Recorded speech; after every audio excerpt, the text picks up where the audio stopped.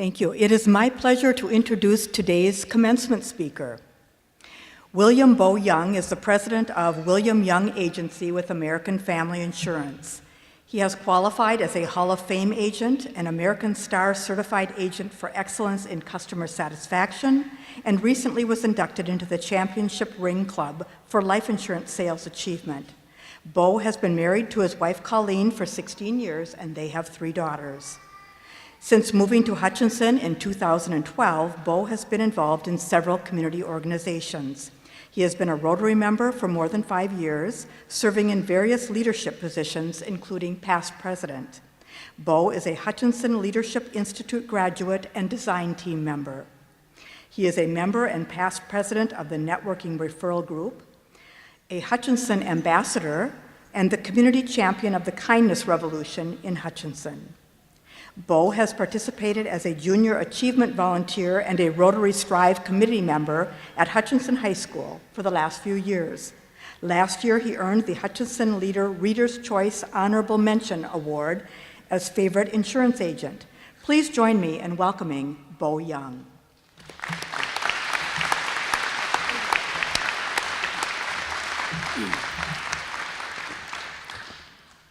Well, thank you, Doctor. Thank you for your leadership. Thank you for that fine introduction. When I hear that, it sounds like a guy that doesn't like going to work or doesn't spend a whole lot of time at home, but I actually do. I am a busy person, but I haven't accomplished nearly what you just did. We'll get into that in a second. So good afternoon and congratulations to you, the graduating class of 2018.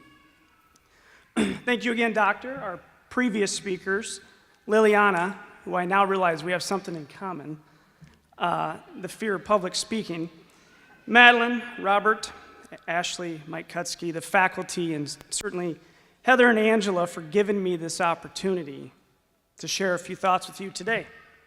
I am deeply humbled, thrilled, and slightly terrified to be doing this. The mission of Ridgewater College is creating opportunities and changing lives. It is simple, but bold, and it's an admirable quest. Perhaps this opportunity to speak will change my life and maybe influence yours.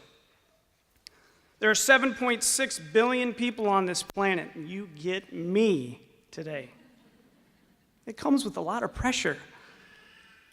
I am afraid of at least 2 things: heights and public speaking. I'll clarify that. I'm not afraid of heights. I think I'm afraid of falling. I'm low to the ground, but I have no issue flying, but I don't like ledges. I'm not afraid of speaking in public, but I am afraid of not doing it well. As for the heights, the elevation up here is pretty good. As for speaking today, my friend and coworker reminded me that nobody's actually here to see me, so there's no pressure. Okay.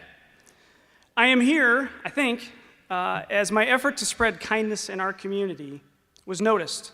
I joined an organization called the Kindness Revolution a couple years ago. It is a national nonprofit with a mission that's fairly simple: be kind, catch others being kind. It's pretty simple. As a result, I am the Chief Kindness Officer of Hutchinson, the CKO. I made it up. There's no major qualifications. You simply have to be nice. I have an addiction to kindness, and I have to sell insurance to support it. It has been stated that we carry with us not just the capacity to be kind, but the very choice of kindness. I am generally a kind guy. However, everyone has their limitations. If you are going below the speed limit in the passing lane, my thoughts border on unkind. You can ask my 3 girls that are sitting over there. That is the truth. I do have an attitude of gratitude, so we're going to address that with the group exercise with you students, okay? At this moment, I would like for you to do a round of applause for all of the people that have supported you, that are in the audience today, and your faculty, teachers.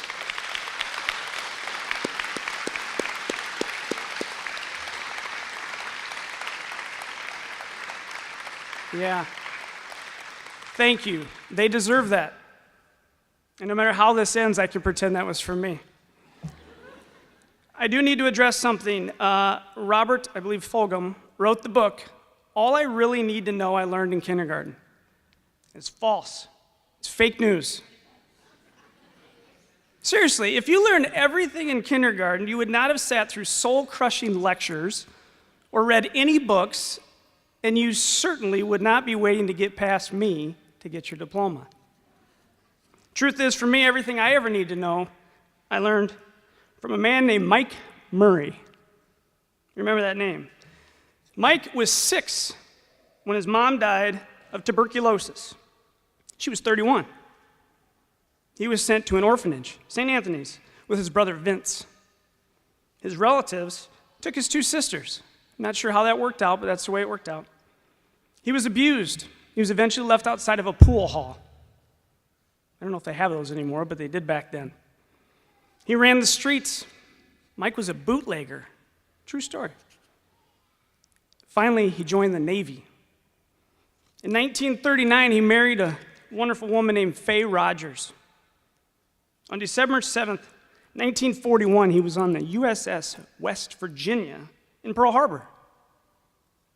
He took a shower, was preparing to go to shore, who knows what he was up to, when his ship and the others in the bay and the harbor were attacked. His ship sustained 7 torpedo hits as well as 3 bombs. He had to abandon ship along with the rest of them. So into the water he jumped. The crazy thing is this guy is in the Navy and he didn't know how to swim. True story. Didn't know it till the day he died. A fellow sailor helped him to shore. He got dressed. He spent the next 2 days aboard the Tennessee. He was there when 36 sailors were cut out of the hull of the ship.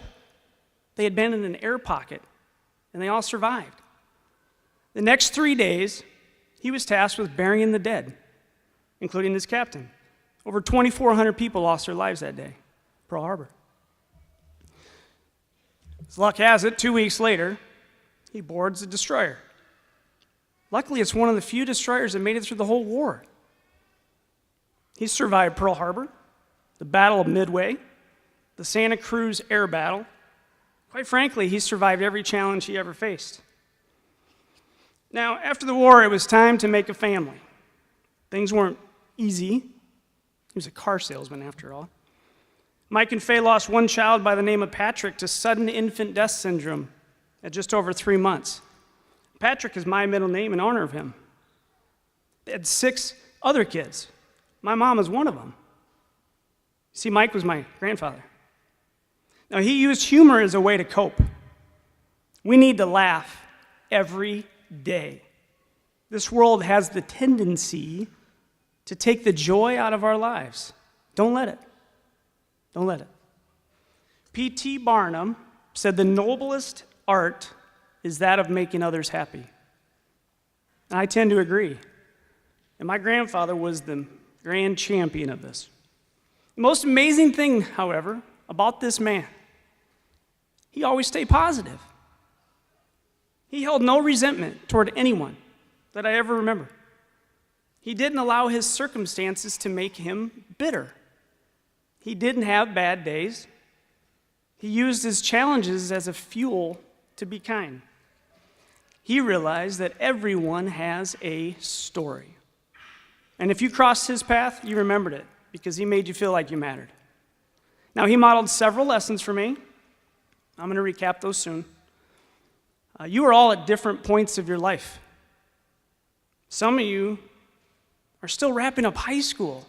I can't get that figured out, but you're graduating today, you haven't wrapped up high school. While others made the decision much later in life to fulfill this goal. It's been a dream. You made it. You all represent different degrees and skill sets, and this accomplishment is yours to keep. Regardless of what your chosen career is, I suggest being kind to all those on your path. Don't have too much to say that you can't listen. The fact is, you can't learn if you're talking all the time. My wife reminds me of this daily. Our words are the most powerful resource, and we need to be careful to use that precious resource to positively affect people. Use your words. Let people know what makes them remarkable. Last week, I had the privilege, along with Mike, to hear several speakers discuss leadership. One shared a story about a friend of his that is a teacher. She had a student that had a history of underperformance, wasn't the greatest test taker. Well, they did a test. She put the test scores back on his desk. And in this case, he scored 1 right out of 20. It was number 9. So his head hangs low because on the top it says, "Come see me after class." And he walks up after class.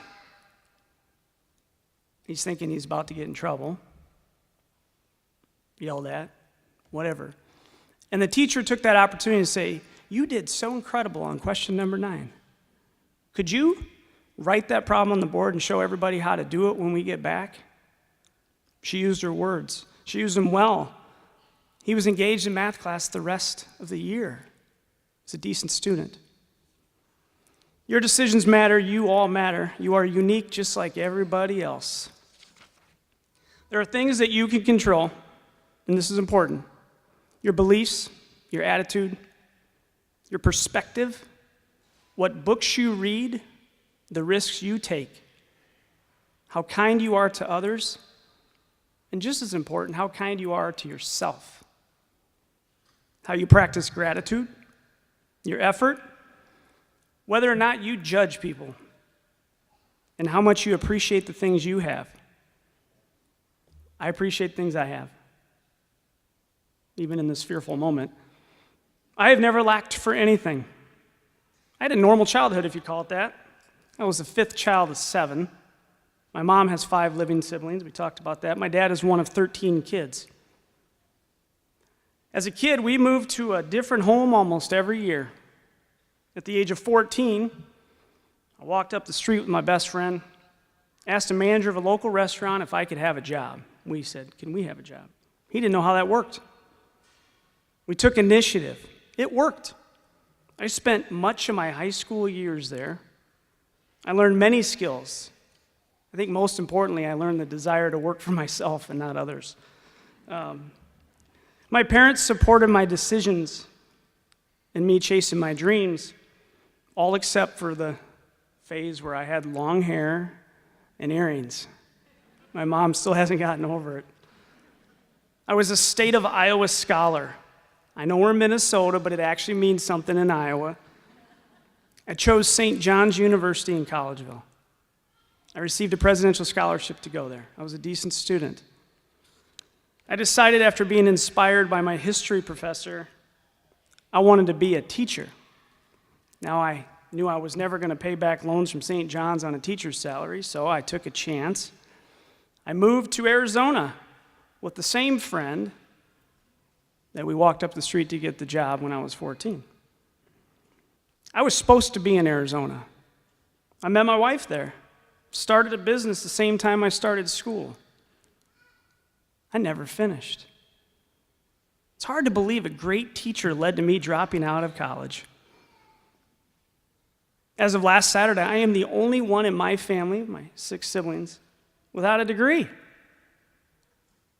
I know I'm in good company, Steve Jobs, Bill Gates. But it is worth noting that none of my siblings have been asked to speak at a commencement ceremony.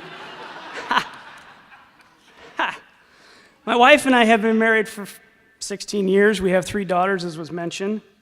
And I'm not going to lie, that has its own level of challenges, but the rewards are infinite. We have moved several times ourselves. I learned this as a kid, I guess. You just move all the time. We did not have any local family members in Hutchinson. Overall, we have faced minimal adversity, but life is not pain-free. I have a sister with melanoma. My little sister was diagnosed with Parkinson's late last year. I have a sister with a cancerous tumor. We're figuring out treatment right now. A family member with mental health challenges. I have a daughter with nerve damage and chronic pain. She's 12. have another daughter that was bullied. I just watched the video that was put out by Ridgewater College yesterday. It's not surprising that one of my 3 daughters was bullied. Every 7 minutes, a kid gets bullied. It's not good. My 8-year-old has real struggles. Sometimes the internet doesn't work at her desired speed when she watches slime videos on YouTube. The injustice is real. I have failed at some business endeavors, and I have succeeded at others. My best friend and my wife is a recovering alcoholic. Almost 13 years of sobriety. It's impressive. She turned to alcohol to battle the demons of her past. Now, the amazing thing is she has used her sobriety along the way to help countless others that are battling addiction, including another best friend of mine who was losing the battle until she intervened. Now, I ask you to get involved in your community. Give your time away. Be of service. I was pretty selfish through my mid-30s.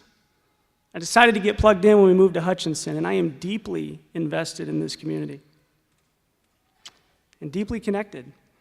As I mentioned, I'm a junior achievement volunteer. I actually recently joined the board. I don't think I know how to say no sometimes, and now I think I'm co-chair of local junior achievement after yesterday's meeting. I'm a mentor for the social communication class at the high school. I'm a Rotary Strive member. We work with students that are striving to do just a little bit better. I like students and learning. It's my privilege to give back. I get to be my teacher here and there. I ask you to surround yourself with people that inspire you, that lift you up, even if it's a first grader.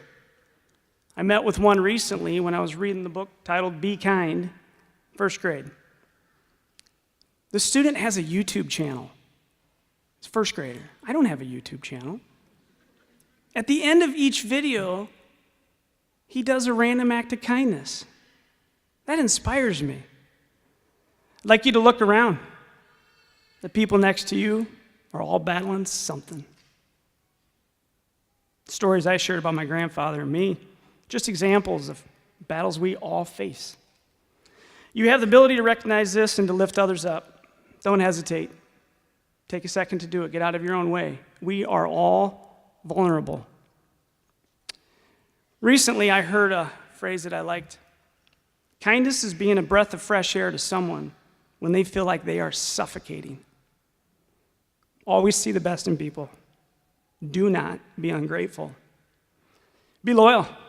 My grandfather was loyal to his country, his employer, his family, his friends, most importantly to his wife until the day she died. They were married for 57 years. Now, you probably heard this before, there's 168 hours in every week. I advise you to be present in your waking hours. Put your phones away once in a while. I'm guilty of it too. This is a little contrary to a previous speaker. Loving what you do is more manageable and more attainable than doing what you love. Don't follow your passion, but be passionate about who and what you follow. Challenge yourself. William James said, act as if what you do makes a difference, and it most certainly does. 1 month from today, I will be running, actually I'll be finishing, the world's longest relay with 7 teammates. I don't have a passion for running, but I do run with passion. I didn't have a passion to sell insurance, but I do run a business with passion. Cool thing, I'm going to be back here in 2 years, sitting out there in the audience, watching my wife receive her diploma as she enrolled at this fine college last month. Way to go. Okay, recap of lessons learned from Mike Murray. I remember these things when I was a kid. Open doors for people. It's kind. It's nice. Early is actually on time. This one's interesting. It wasn't covered in that book about the kindergartner. You can never have too much toilet paper. And do not buy the least expensive option. Now, I share this because every time my grandfather came to visit our family, he showed up with a back end of a minivan or a full trunk full of toilet paper. We had 7 people in the family. He knew we had a need for resources. So Don't cheat yourself. Don't miss an opportunity to meet new people. It broadens your view of the world. Stay active, walk every day. My grandfather did that. Treat yourself. Life is too short not to indulge in things on occasion that happen to make you smile. Mike's case, it happened to be a Budweiser once in a while. Dress for the occasion. He was the king of dressing up. St. Patty's Day, go as a leprechaun. You can do this. Family is everything. Attitude is your responsibility. And remember Pearl Harbor. Okay, I'm going to leave you with this. In a world where you can be anything, be kind. The best opportunity we have to change lives is to spread kindness in our corner of the world. Congratulations again, and thank you.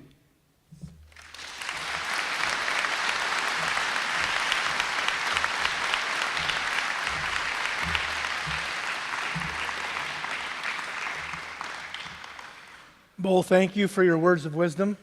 Each of us will take something from that. Thank you.